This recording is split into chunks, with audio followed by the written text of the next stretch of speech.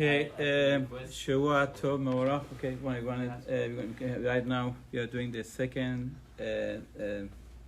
series, I guess. It's the second session of the series of Shalom Bayit by Rabbi David Loloian, a good friend of mine. And as we said before, it's very important. It's very important that we need Shalom Bayit. As we said last week, I'm repeating again. Unfortunately, the world that we live, we are used to dispose as soon as something gets has an issue or anything, it's ready or something like that, just dump it, it's not worth it to fix it. So that's the mentality of the nowadays, and not to fix it. So what basically the Gemara says that once a person gets married, you have to think under the chuppah, kala nai v'chasuda. Gemara said maybe the kala has issue, problems, Said, once you buy something and there's no return policy on that, don't make it bad. You just make the guy feel bad. You're going to be talking about this or not? I don't know. Anyway, don't make him feel bad. So that's so this is something that Be'ezrat Hashem is meant to be handed to, as Rabbi said last week, it's meant to be 120. That's how you have to look at it. And Be'ezrat Hashem, you try to work it out. In Iran, if somebody had an issue, they come back 2 months, 1 month from now. Now here, we got the freedom, women, what's that, life, freedom, right? So they, because of that, sometimes I guess you can do it, but sometimes, most times you could say, most times it's work it out. It's you could do it, but unfortunately that sometimes the lawyers, sometimes they think they don't let certain things happen. So Be'ezrat Hashem, this thing should give us chizuk, that that we should be more careful about our shalom bayit. I know even for singers are good to know to have a knowledge before everybody who is engaged needs to take a chatan kelasim, right, to know how to deal with your wife, right, how to deal with your wife. So this is going to be your chatan kelas. Be'ezrat Hashem is zechut that is going to segula that you should get married also. Amen. Thank you. Again, thank you, Rabbi Mahpari, for the introduction. Just a quick review, of what we did last week. We were talking about the actual 10 Commandments, where God starts saying, Anochi Hashem Elokecha, I am your God. And then we explained that Anochi teaches us multiple things. Number one, Anochi means I'm the only God. So once we go under the chuppah, we have to know this is the only person that I'm supposed to get married to and live with. God makes no mistakes. We went through that at length, many examples last week. The second thing that we explained was that Rabbi Tanchuma writes down that Anochi is an Egyptian language. Right? So why would God introduce himself in an Egyptian language? So we said because the Jewish people were not, they were not comfortable with God. He's too religious, and the Jews, in Egypt, they had some Egyptian culture with them. So God spoke their language, telling him that I understand you. I can relate to you, so don't worry about it. You could be a good match. So we explained that actually men and women are very much different, one from the other, although they have many things in common, but there's a big difference, and really have to know to speak the language or what they're accustomed to. We can't just say, hey, I want my wife to be exactly like me, or I want my husband to be exactly like me. They are different, and we have to acknowledge the differences. And obviously, once we accept them the way they are, I'm saying the way Allah allows it, obviously, so then it's going to be a wonderful marriage. We went through a lot of examples last week. I just don't want to make it repeated, and it's going to be a little bit more boring. But we spoke last week about the universal differences between men and women. Right? They're never ready. They have nothing to wear. We spoke about it last week. Now, one thing we're going to discuss is actually, it's very important to, before we prejudge, we should always communicate with our spouses, because sometimes there are differences between a husband and wife, not because it's a universal difference, but simply because the way they were brought up. They were brought up in different families, different ways, and they're definitely different from each other. Let's go through a couple examples that are very, very practical, and Bezat Hashem will make many things clear. You see, what happens is, just imagine, it's a family that the girl comes from a family that they have 12 brothers and sisters. That's it. In Israel, right? You have 15 kids, 20 kids, Baruch Hashem. The more the better. At any rate, so then the way she was brought up, imagine their mother, the mother of this girl, preparing the kids to go to school, and then at night she has to make supper, and you have 12 children, you know. How many dishes do you make dirty? Many, many dishes. You have plates, small plates, big plates, whatever it is. So by the end of the night, she's so tired, she's not in the mood of washing the dishes. So she leaves it in the sink to wash it tomorrow, right? There's no halacha that you have to wash the dishes that same night. There's no such thing. So anyways, but imagine the boy that marries this girl comes from a family that there are only 2 siblings. 1 boy, 1 girl, 2 brothers, whatever it is. That's it. And then obviously the mother doesn't have to work that hard. When they make supper, 5 dishes, 6 dishes, 10 dishes maximum, she washes it right away. So just imagine these 2 get married. And she makes the first supper for her husband. And she leaves the dishes in the sink. Doesn't wash it right away. What does he think? If they don't discuss, oh, what a lazy lady, you know, she's a slob. What is this? My mom used to wash it right away. She's dirty. She's not clean. But the truth is, there's no such thing. If I know what background she has, there's no halacha that says you have to wash the dishes right away. So again, that's why we said there's sometimes many differences that are not universal, just depending which family, which background they come from. So before we prejudge and we get upset, there's always said that we should definitely communicate and speak. So we say, hey, maybe she's different than me. That's okay, accept the way she is. Or let's discuss, maybe he or she will change to the way, you know, that it's more comfortable for the other spouse. Now, next one is very, very Persian. Please forgive me, because I was brought up in Iran. You know what it is? Imagine there's a custom by the boy's house that all the bills were paid by the husband. In Iran, that was very, very common. I don't know about today. Old time. You know, the father used to take care of all the bills. That's the way it was. Again, even if he was the most generous man, whenever the wife needed to buy something, he would give whatever money, check, credit card if it existed, cash to go shop. But let's say the girl comes from a family that actually the mother had her own account. She had her own right to spend. Didn't have to go to her husband, hey, I want to go buy a dress, give me $500 or give me $1,000. There was no such thing. So imagine these 2 get married, the boy coming from the family that the father always took care of all the bills. So he tells his wife, you know, honey, I really love you. I really want to be generous. You want to go buy something? Just let me know. I'll give you my credit card. It's open credit card. What does she think at that time? He's very controlling. I have to ask him his permission. I need your credit card. Why can't I have my own account and spend the way I want? But obviously, again, he's not controlling. He doesn't know. That's the way he was running his family. Let's do the other way, the opposite way. You know, when it comes to buying furniture, I don't know how everybody's house goes. You know, in my house, whenever there's furniture has to be bought, I tell my wife, please don't involve me. Buy whatever you like. Or just come home after a hard day work. I want to go to sleep. I want to do whatever I'm going to do. I don't care what color the furniture is. I don't care what style it is. Just buy it the way you want. So imagine the girl comes from such family. The boy comes from a family that no, the father used to put his input. If you want to buy furniture, I decide with the mom, with the wife of the family. So now they get married, and Baruch Hashem, she's such a wonderful woman, and she wants to surprise the husband with the money that they saved from the wedding. She orders the most gorgeous, whatever, furniture. And when the husband comes home, he says, honey, look, I have a surprise for you. Here, I bought so much furniture. And he actually takes it to heart. What? My opinion is worthless? You just decided to buy whatever you want? Why didn't you ask me? Now, the truth is she didn't mean anything bad. That's the way she was simply brought up. So we have to understand, because we come from 2 different backgrounds, not exactly my wife or my husband is going to act the same way that I want. Okay, it's different. Could be it's good. Maybe it's not my liking, but it's definitely good. I just want to add one more situation, and then we go to the next one. Many times 2 people, husband and wife, could say the same word, but it has a different meaning to each one of them. So this story actually, Rabbi Twersky brings it in one of his books.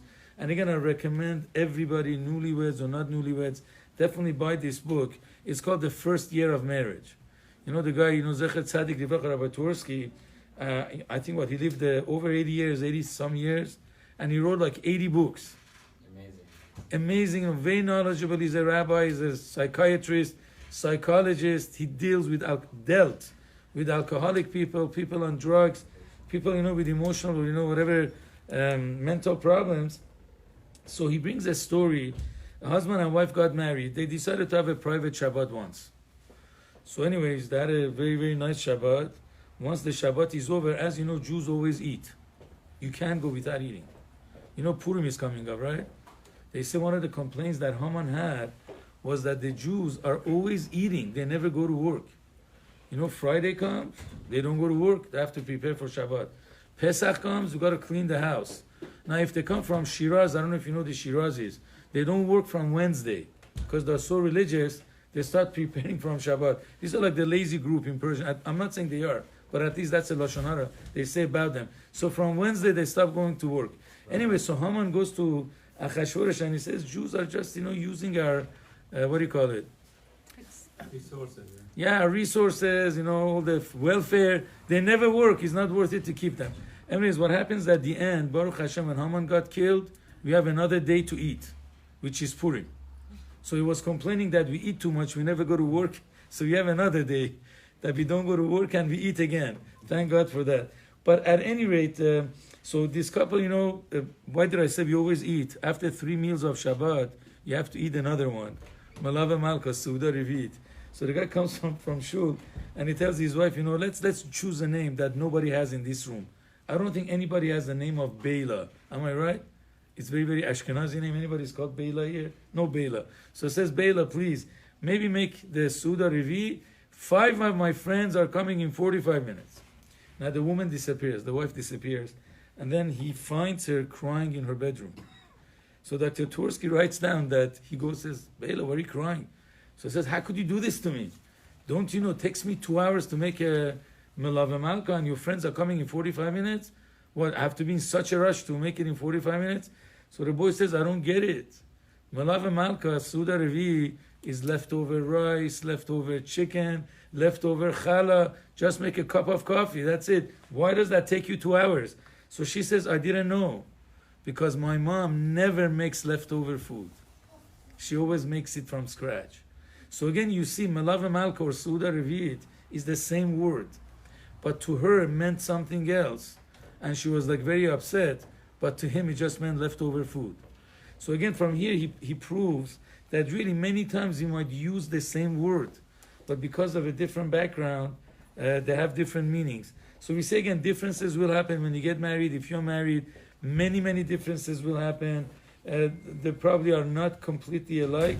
But instead of, becoming judgmental, taking it to heart, discuss it. And then you say, hey, she's not strange, he's not strange. They're just different from each other. So Be'ez Hashem, that's the end of the half of the first 10 commandments. But in the first commandment, God says, I'm your God, Anochi Hashem Elokecha, I'm your God who took you out of Egypt.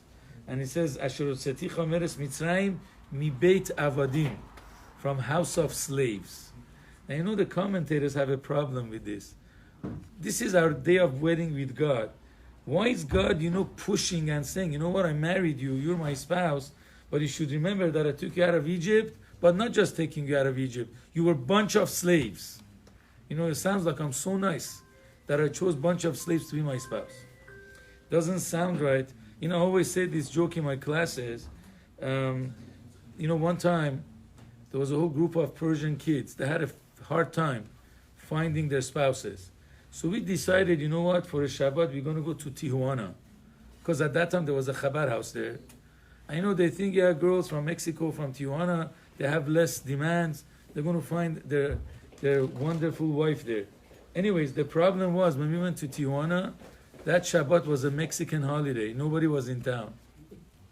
So whoever was in the Chabad house, or a bunch of, married people, there was only one single girl. So nothing worked out. But anyways, imagine somebody, a guy, goes to Tijuana and he finds a Jewish girl. And he says, my dear wife, listen, you were living in the dumps, in the garbage. I was so nice. I took you out of the dump of Tijuana and I'm bringing you to the mountains of Beverly Hills. You better be happy. Remember where you come from. Sorry, I don't call him an ideal husband. But that's what God is doing to us. He's saying, I'm your God who took you out of Egypt from house of slaves. So actually to answer that, of course there's simple answers to it. The simple answer is that God was reminding us never to become arrogant. If you know where we come from, we'll never become arrogant. But it has nothing to do with marital life. So Be'ez Hashem, we're going to explain it. And I think this is one of the very, very important lessons that we should have in our marriage, and actually is going to make it a lot better. You see, what happens is each one, coming from different backgrounds, we all have our baggage. We all have something. We have our traumas, we have our problems, and obviously, many times mistakenly we feel, once I get married, all the problems will go away because I'm starting with a new slate, new life. Anything that was before doesn't exist today. You know, the example that Rabbi Manis Friedman brings for this is, imagine you're walking on an unpaved road. There's no asphalt, there's no cover, and it's rainy. So obviously your boots become full of mud. So the moment you get to your house, you take off your boots. You don't want to bring mud into the house. You take it out before you come into the house. So same thing, we think all the problems that we had before marriage, it's in the old house where I lived with my parents or I lived alone. Now that I'm coming to a house with my spouse, so obviously I'm going to shake everything off. We're starting from new, there is no problems. So over here everybody says we got some news. If we don't fix them and we think it's going to go away by itself, what's going to happen, two things could happen. Number one, it could be that I'm going to make life difficult for my spouse, or even worse than that, I'm going to blame my problems on my spouse if I don't fix it. Let's bring two examples. In one of them, one of the examples that have, sorry, I don't have too many examples. I told you I'm no therapist at all, but again, the little bit that we know, we actually share, a little bit that I know. So I share with everyone, hopefully it could bring a help. There was a certain woman, I know a lot of people do know her. She's actually one of the great figures in our own city, that she helps a lot of girls in schools. She's actually like a mashpia, a teacher. So, when she got married, in the beginning of their marriage, going back 45 years ago, before cell phones came. So whenever the husband used to get stuck in the traffic, she would go hysterical, cry. She would think the husband got killed, shot, into an accident, something happened. She was never able to rest. And obviously this is not normal. And don't forget, in the olden days, if you were stuck in traffic, no cell phone, thank God we have the luxury of cell phone today, that if something happens, we just call up, hey, I'm going to be home late, don't worry about it. But in the olden days, to get off the freeway, go find the payphone, and that was the days before you could even put a credit card in a payphone. You had to find the exact change to put the money, like a big hassle. So he didn't want to go out of the freeway to call, but she would always cry. So they realized there's something wrong. So they went to a therapist, whoever that therapist was, God bless her or him, he found out that she had some baggage from childhood. When she was 17 years old, she was sent to Israel to get her degree in being a teacher. She went to seminary. At the beginning of the year, her mother died in the United States. She was from America. She lived in East Coast, and then the mother died. For some reason, the father never let her know. I don't know what the reason was. I'm sure they had their calculation. We're not here to judge. So she's living in Israel for a full year or half a year whenever the mother died, thinking that the mother is alive. I don't even know how they hid it. Maybe they wrote fake letters. I don't know exactly what the story was. Anyway, she comes back at the beginning or end of the summer, going to the house to call the mom, and she finds out that her mom had died. So that was a big trauma. So the therapist realized that whenever the husband comes home late, so these are the traumas or in her subconscious. That's what's going on. Because of that, she was crying. So thank God, through therapy, they fixed it. But what do we see here? She had a baggage. And she was making it difficult for herself and difficult for her husband. So thank God, through therapy, they were able to fix it, and the problem is not there. Thank God she's a great grandma now. Every time we ask her to come and give a lecture, she can't many times, because she's always traveling to see another grandchild. It's amazing. But again, that problem is not there anymore. But again, we see there was a trauma and it was fixed. There was another one that actually, this one also, again, forgive me, it's very, very Persian. I'm very limited in my mind. But again, this actually, I was a witness to it. There were like two people when they got engaged. They had a lot of problems during the engagement. Always fighting, always arguing. It happens to be that I knew them both. And then, the boy and the girl, they both said, you know what, probably because we are so much stressed because of the wedding, maybe that's why we are fighting. Be'ezrat Hashem, when we get married, no more fights. By the way, in any religious family, we definitely recommend it. When your kids get married, I hope parents and the kids are so close that the parents take care of the wedding. In the Persian community, the boy and the girl take care of it. So they have to go find the flowers, find the hotel, find this. There's so much stress, they get into a fight. In traditional, Orthodox families, the boy and the girl walk into the wedding as a guest. Seriously, the parents take care of it. They have the best time. Why do you have to go through the headache? But whatever it is, by many people, it doesn't work that way. So they said, maybe because we are stressed about the wedding, that's why we are fighting. After we get married, things will get better. The truth is, things got worse. And then there was a time that she ran out of the house. She went somewhere else. So what happens is, we spoke to the boy. Being a Persian family, says, Rabbi, I don't get it. I purposely married somebody from a lower class family financially, hoping that she won't have so many demands. I don't get it. She has a Mercedes. Right now, Mercedes is not good enough. You have to have a Bentley. In 10 years, you have to have a helicopter. And then in 15 years, you have to fly to the moon for your honeymoon. Then it becomes a real honeymoon, because you're in the moon, But anyways, putting all the jokes aside, he says she has a Mercedes, we live in Beverly Hills, I pay for her education, and then she has an open credit card. Why is she not happy? I don't get it. Well, listen, I know the guy is a very generous man. So then we spoke to the girl and we said, what's going on? Why aren't you happy? He says, well, I didn't marry him for his money. It's either his way or the highway. Okay, so listen, I said, I'm not smart. What do you mean his way or highway? So I don't remember really all the cases that she said. I just remember one of them. And what she was saying is, some families are very, very together. And actually it's good. It's fantastic for the families to be together. So the boy had a custom that he said, every Friday night, we have to eat by my parents. It happens to me that this couple was Shomer Shabbat. The rest of the family were not. So imagine in the winter that Shabbat comes around 4:30, 5 o'clock. So because they're Shomer Shabbat, they have to go to the in-laws' house as soon as Shabbat comes. Now, they have to wait there till 7 o'clock when the non-Shomer Shabbat siblings will get home. So basically from 5:30 to 7, he's there doing nothing. Just, entertaining her father-in-law, her mother-in-law. And then how it's in Persian families, when they come and eat, they eat Baruch Hashem, and the eating takes time till 9 o'clock. Once you finish eating, I don't know how you say Ashkenazi language, they're almost plats, like they're fainting or something, but you can't go home because you have to talk about all the politics of the world. How was your week? How much money did you make? So anyway, they had to stay till 11 o'clock at night. So could you imagine in the winters from 5:30, 6 o'clock to 11, every week 5 hours. So she says, I can't take it.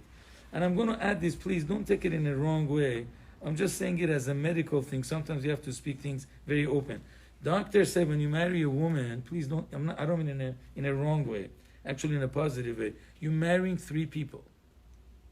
Not that chas v'shalom there are 3 identities, no. What happens is sometimes it's the normal, self. Then there are times that they get their monthly cycle, so they become very, very sensitive. They're not the same person. And then when they're pregnant and they give birth, they become super sensitive. Everybody knows that postpartum blues is not something that they made up to make the ladies feel good. It's actually absolute truth. And we always say when somebody gives birth, we always encourage the husbands, definitely get help as much as you can for the wife. She cannot be stressed. Otherwise, they might go through a very minor depression at the best. So whether the boy's mother could help, or the girl's mother could help, or you have to hire somebody to help them, definitely get somebody. So anyways, the doctor is saying, you get married to 3 people. So, okay, so some Friday nights, they could stay and, entertain the in-laws. But imagine she has her cycle. She has a lot of pain. She's not in the mood of entertaining the parents. The in-laws I'm talking about. So it says, I told my husband, I beg you, I'm willing to come to your parents' home twice a month. 2 Friday nights. But I want to have a quiet Shabbat 2 Friday nights myself. at home alone with you. So he says, no, you can't. My custom is that you have to come to my parents' home. So that was the complaint that she had, that, it's either his way or the highway. So anyways, not being therapists, we took them to some people, didn't help. They finally went to an expert therapist. By the way, his office is in Sherman Oaks. So they went to him. So after, a few therapies, the boy came to him and he says, Rabbi, I was brought up wrong. The boy said that. I said, what do you mean? He says, something? Again, it's shocking. Honestly, I was shocked myself. Although I grew up in Iran for 12 years, and I've seen some of the damages and the terrible, attitude that was between some uneducated parents. I've seen beatings and all the garbage, that could happen, God forbid. I one time saw a woman being beaten up by the husband with a stick. I saw the crazy stuff that happens in Iran. But anyways, he said I was brought up wrong. Why were we brought up wrong? He says, because, my parents taught me that your wife is not your family. Your family is your father, your mother, your brothers, your sisters. You only get married because you have to have children. And then your obligation to your wife is only to provide all her financial needs. That's it. You get married to have children. Your only obligation is whenever your wife needs something financially, just provide it. Basically, a woman has no emotions. That's what he was taught. So now, let me put myself in his mind. If I feel that my wife is not my family, my own family comes first, my parents come first, my brothers and sisters come first. Not only that, a woman has no emotional side at all. If that's the way he was thinking, my only obligation is whenever she wants to go shopping or buy something here, $1,000 or $5,000, go buy. So he was an excellent husband. He was. He was very generous, gave her a Mercedes, a house in Beverly Hills, right? Open credit card, pay for the education. There's nothing wrong. But now the truth is that our rabbis say the opposite. I know every rabbi that I've seen, they do weddings, they make a stress on this. They usually explain what the ketubah says. You have to know what you're signing in the ketubah. Rabbi Ovadia writes down that for the Sfardim at least, the chatan at the end signs too. It says, Vani chatan maskim al kol anal. I agree to everything in the above. Ashkenazim, they don't do that. Why by Sfardim? Rabbi Ovadia actually encourages, if I'm not making a mistake, right? Rabbi Ovadia encourages that the chatan should also sign. So tomorrow he can't say, I don't know what I was signing. I don't know what I was signing. These two guys signed without telling me. So we tell him, no, you're going to sign that whatever is written in the ketubah you agree with. So you can't say it later on that I didn't know what I was signing. It's a very, very serious question. I think it's from the Rashba, one of the Rishonim, that somebody said, I didn't know what I was signing, and it came out to be clean. So not to have these problems, you have to know what you're signing. So in the ketubah, the rabbis write that the obligation of the husband is to provide a shelter, food, clothing, and then we say, besides she'er ksut, we say onata, which in general, very clean words, it means the emotional needs that a woman has. So our rabbis, from times of the Mishnah, times of the Gemara, they knew not everything is money. There is an emotional need that a woman has. And when we go to the ketubah, we go to the chuppah, we write that I'm going to accept upon myself to fulfill all the emotional needs that my spouse has. So again, he thought that his only obligation is the financial. And he was a fantastic husband. And he was blaming his wife. Why is she not happy? I purposely married somebody that comes from a lower class family, so she doesn't have too many demands. And with all the money that she gets, she's not happy. So he was blaming the wife. Correct? But really he was at fault, not the wife. So this is what we learned, that if somebody has certain traumas or misguided understandings, he has to fix it before he gets into the marriage, or at least admit that it has to be fixed. So the marriage is not going to be an awful marriage. So now, this is one thing. I have to know my own background. At the same time, I also have to be aware of my spouse's background in order not to demand too many things or not to expect wrong things. This example that I have actually is an example that one of the therapists brings it down, but it's very, very, it's very probably practical in the yeshiva world. In the yeshiva world, boys don't have too many good birthday parties. forgive us. The reason is because we live in yeshiva and dormitory. When the birthday comes, the best, even if you go to the most fun yeshiva, the way they celebrate the birthday is that the Rosh Yeshiva comes, they bring a l'chaim, which stinks. You know, nobody likes alcohol. They say l'chaim to you, and then because it tastes so bad, they stuff in your mouth some pickles and, you know, whatever, zaytin, what do you call it? Olives to kill the taste. And then the Rosh Yeshiva tells you, you know, the old-fashioned yeshiva. Today, thank God, they're a lot more kind. That you fool, you wasted your life last year, you didn't learn anything. By the way, don't get scared. Send your kids to yeshiva. Nothing happens to them. I came out healthy, don't worry about it. I look normal, I hope so at least.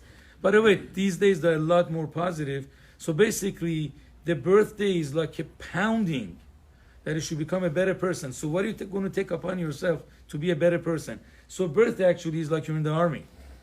Thank God girls don't go through this trauma. Just kidding, there was no trauma.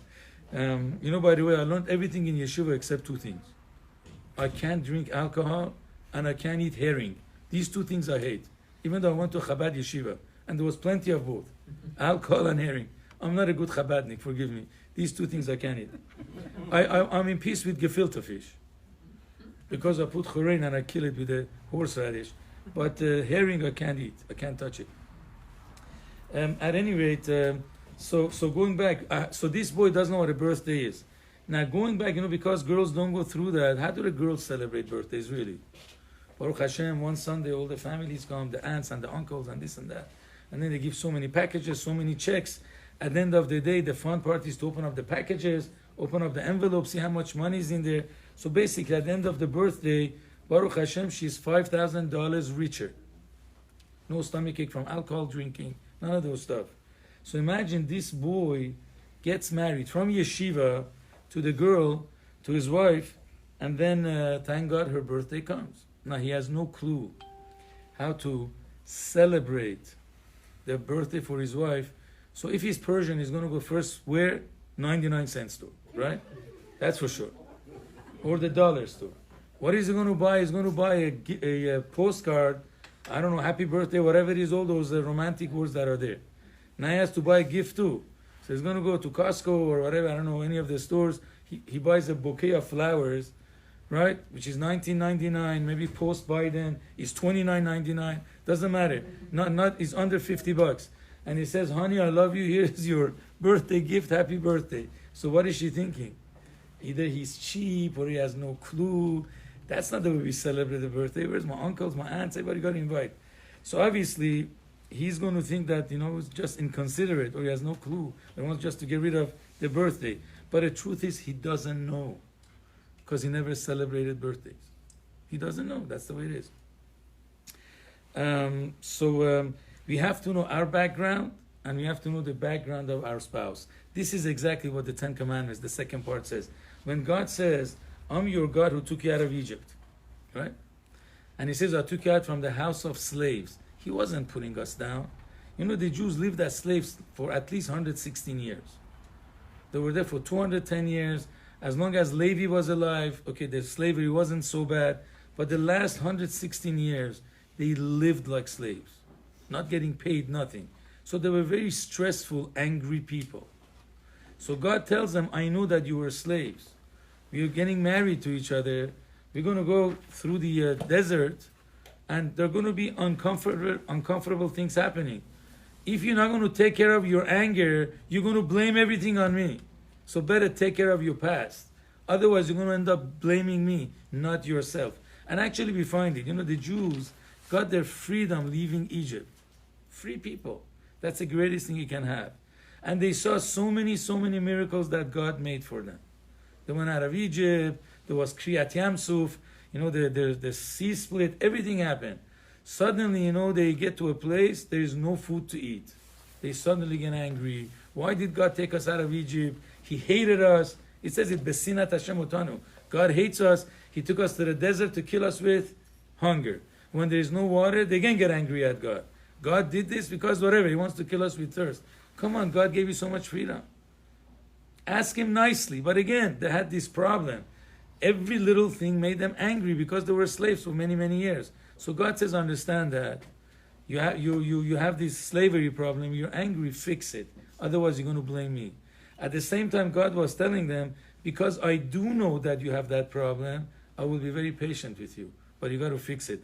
Every time they did something wrong, one prayer of Moshe Rabbeinu was enough, and God forgave them.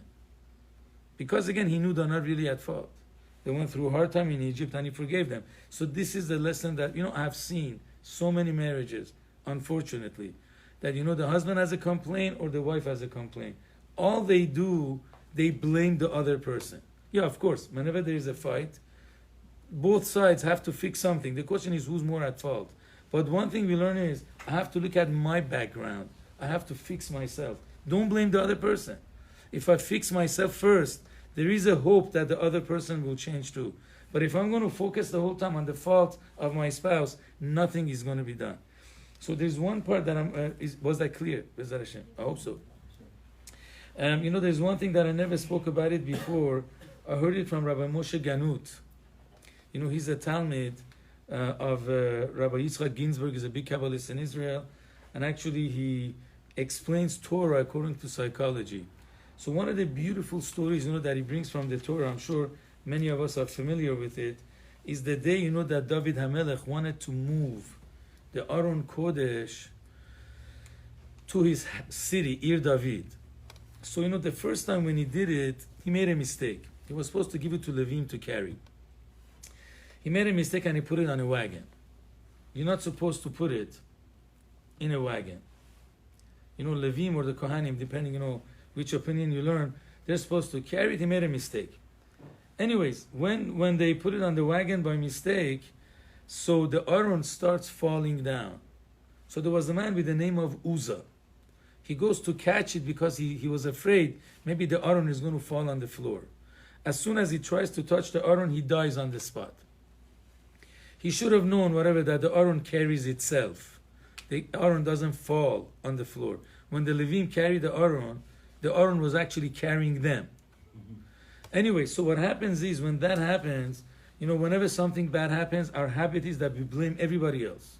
This program wasn't good because the manager made this mistake, because this guy did this, because my wife showed me, crooked nose, my husband did this to me. We always try to blame somebody else. David HaMelech said, the reason is because I don't have the merit to bring the Aron to me. He didn't blame anybody else. Who could have said it was Uzzah's fault. He should have known not to touch the Aron. He did not blame Uzzah. He blamed himself. He completely blamed himself. So because of that, one of the lessons that we learned, Rabbi Moshe Ganut was saying, whenever something doesn't work, the first thing is that a person has to blame himself. Don't find a scapegoat. If you do, nothing gets fixed. You only feel good about yourself. I'm not at fault. Okay, you're not at fault. Is your life any better? Because you prove that you're not at fault? Your life doesn't get any better at all. So this was actually the story with David HaMelech. Instead of blaming Uzzah, instead of blaming somebody else, he blamed himself. Yeah, okay, somebody's talking. Sorry. How do I do it? Ask them to mute themselves. Yeah, I don't have to do mute. Anyways, doesn't matter. Oh, here, mute on. Okay, so again, and that's a great lesson for us, in the second commandment, that at the end of the first one, that, God says, I took care of house of, slaves, is teaching us that everybody has to blame himself first when it comes to relationship, and then hopefully the other person will change. Going to the second one, if there's no questions, Bezrat Hashem, tonight we want to finish the second one too. I think the second one is very important also. Any questions? All right. You see, the second commandment, God says you can't have any other God besides me. All right? You can't have any other gods besides me. What does this really mean in our married life? You see, when somebody decides to have another God, basically what he's doing, he's comparing God to another God. What is he saying? He says, let's see which one is worth it. I asked one time a guy, are you Sephardi or Ashkenazi? He says, depends. On Pesach, I become Sephardi so I can eat rice. The rest of the year, I become Ashkenazi, I don't have to eat glad kosher. Because the Ramah gives heter, not to eat glad kosher. So which one are you? The one that's worth it more. So on Pesach, he becomes, it's a joke by the way, Pesach becomes a Sephardi, and the rest of the year he's an Ashkenaz Jew. Whatever, anyways. So basically, God says, once you get married to me, don't compare me to anybody else. I don't want to have any other gods besides me. You're the only, two spouses. So basically what the Torah is telling us, never compare your spouse to somebody else. There is a joke, it's a little bit scary to say this joke, but you're going to try to speak with hints so nobody gets hurt. There was this Jew, Yaakov, that he was very, very poor. So he takes his friend Yitzchak, Isaac, let's go to the shul, I'm going to pray to win the lottery. So he goes and he says, God, please, make me win the lottery, I promise you I'll give you 10%. He buys the lottery, doesn't win. So he tells Isaac, come on, let's go tomorrow, I'm going to promise God 20%. He doesn't win. Third day he says, let me go to God, they're going to a synagogue, they pray, God, I'm going to give you 30%. He doesn't win. So now I got to speak with hints. I hope everybody understands it. So after that he says, you know what, forget it. Let's go daven to Yeshu. Yimach Shemo v'zichro. I hope you know what I'm talking about. So he says, he goes to the other place, and he says, oh God, whatever it is, my Holy Father, whatever he calls it, please make me win, and I'm going to give you 50%. He buys the lottery and he wins. So now Isaac is worried. So he says, Yaakov, are you going to convert to Yeshu? So he says, no. Our God is a lot smarter. He knew that I'm not going to give him a penny. So he stayed Jewish. Because it was worth it for him to stay Jewish. Our God is a lot smarter. But anyways, but God is telling us when it comes to relationship, you can't compare your spouse to anybody else. The minute we compare our spouse, why can't you be like somebody else? I just want to add, by the way, no matter which lady a man marries, there's always a woman that seems to be more beautiful. There's always a woman that maybe cooks better. There might be a woman that actually dresses better. But again, you cannot compare. Rabbi Leizer Brody, he's a Talmid of Rabbi Harush. You should have a refuah shlema. He one time said, you want to have a good marriage for both sides. So I'm going to talk on behalf of men. You have to believe that your wife is number one and she's the most perfect one. If she can really see that that's my attitude, towards my wife, is going to be a successful marriage. The moment, that I compare my spouse to somebody else, I'm saying, why can't you be like someone else? That means, no, she's not the most perfect. So obviously, that really destroys a marriage. And it's very, very foolish to compare. What's the reason? So, you know what? I think they bring, the Mesilas Yesharim brings this down. It talks about jealousy. He says jealousy is only for foolish people. Mesilas Yesharim writes it down. I forgot which parak it is. And he says, why is it only for foolish people? He says, because when I'm jealous of somebody else, let's say I'm jealous why this guy has millions of dollars in his bank. His money doesn't become mine because I'm jealous. He doesn't lose it. He doesn't lose the money. That's it. He has it anyways. Number two, I'm so much focusing on what I don't have that I don't even see the blessings that God is giving me. That's why it's very foolish to be jealous of somebody else. You don't get what he has. And because you're focusing so much on what he has and you don't even enjoy what you got. So same thing, comparing our spouse is the same thing too. When I'm going to tell my wife or my husband, why can't you be like somebody else? Why can't you be like the other person? Well, the other person doesn't become my wife. I already have my wife. Besides that, I'm so much focusing on what my wife doesn't have that I don't even see the blessings that she brings to me. Who says the other person is better? Who says she has a better life? I really don't know. So definitely comparing is the worst thing. Also, the other way. No matter who a woman gets married to, believe me, there's always another guy that's better good looking. He's less fat. He has more hair on the head. He has less, freckles on the face. There's always another guy that makes more money than the husband. By comparing, nothing gets better. So here we learn that comparison is not allowed. They actually say a story. This is a true story. Mrs. Pikarsky, I don't know if she's a therapist or she's therapist by experience in Israel. There was one time a woman called her. It's a true story. A woman called and he says, you know what, I have to complain. My husband is not as nice as, and he stops right there. She stops right there. She was embarrassed to say who the husband is not as nice as who. She was afraid to talk. So the lady says, as nice as who? She doesn't want to talk. So then what happens, the lady, this therapist, being very smart, he says, tell me, did you go on a date with another couple? You went with your husband, with another wife and another husband to a restaurant? So she says, yeah, how do you know? Did you see us there? So the therapist says, I don't even know who you are. No. I'm going to get, off subject just for a couple moments. I'm not telling you should have this lifestyle, but definitely I think it's a very, very good idea. When we were in yeshiva, actually as soon as we got married, they always told us, as a habit, never go out with other couples to eat. Saturday night is a time that a lot of people go out to eat. And one time I was out with my wife and I saw kids that we know from college, they're married. So all their wives are friends from college and all the boys are friends from college too. So it became a habit that they all go out to restaurants together, like 5, 6, 10 couples go out. Again, nothing wrong if it's once in a while. But they always told us in yeshiva, never go out with other couples. Why not? What's wrong with that? So they said because what happens is, let's say 2 couples that are going out, a couple, they don't get along. They're not happy. Okay, so they go out, especially if they're not happy. So the husband wants to be with his friends, guy friends, and the woman wants to be with his lady friends. So they go out, but they're not really happy. They start looking around at other couples. Maybe another couple has a problem too. Maybe. And they start looking at each other. And things might get a lot further. So they always taught us in yeshiva, as soon as we got married, it should, if it's a birthday or something you're invited, fine. But as a habit, you should only go out with your own spouse. It's very unhealthy to constantly go out, with a few couples as a habit every Motzai Shabbat somewhere. Anyways, but again, just a suggestion that I heard from our mashpim, and I really think it makes a lot of sense. Whether you agree or disagree, going back to our story, so the lady says, yeah, you know what, I was in a restaurant, and by the way, this is a good tip for all the men. It says the other man, he opened up the door to the car for his wife. When they came to the restaurant, he opened the door of the restaurant.